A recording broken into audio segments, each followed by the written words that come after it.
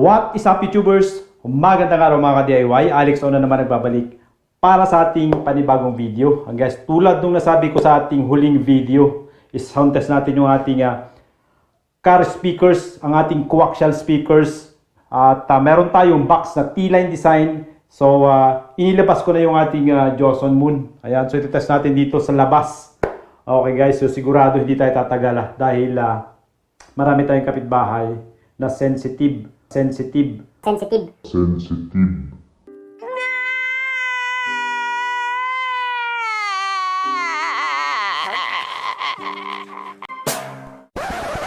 so sound test natin ang mabilisan outdoor dyan sa balkon natin. Okay guys, at bago tayo magpatuloy, sa mga bago pa lang guys sa ating channel, huwag niyong kalimutang mag-subscribe. Ayan guys, pakiclick nyo rin yung notification bell right down below para ma-notify kayo sa ating mga susunod na bagong upload na video. Sa syempre, pakilike and share na rin para makapagbahagi tayo ng konting kalaman sa iba. Okay guys, kung napapansin nyo, iba na yung kulay ng ating VIDEOKE speakers. So ibig sabihin, mayroon ng sumeryoso sa ating VIDEOKE speakers. Ayan guys, gusto niya kulay puti. Hinahantay ko lang ma-cure yung kanyang paint para may pack ko na, mabalot ko na, may box ko na, at may padala na sa ating ka-DIY. Okay guys, dali natin to sa labas. Let's go!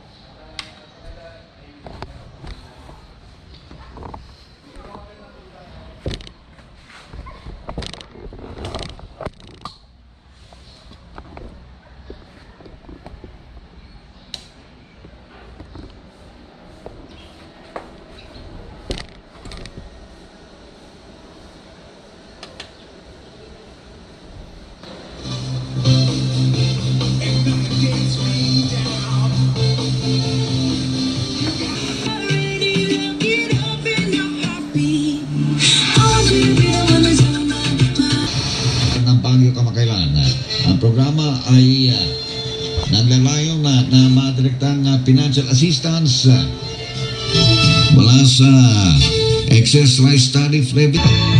Matuto na yung substituto, basag papatuyot kami yamat pinagbuko, anong rato te busco, boy kay kuruko. Afternoon Pasada, number 1 forever. Red juice. Mas magaan ang pakiramdam pag malinis ang kalooban. Bago ang lahat, cleansing muna. Red juice muna.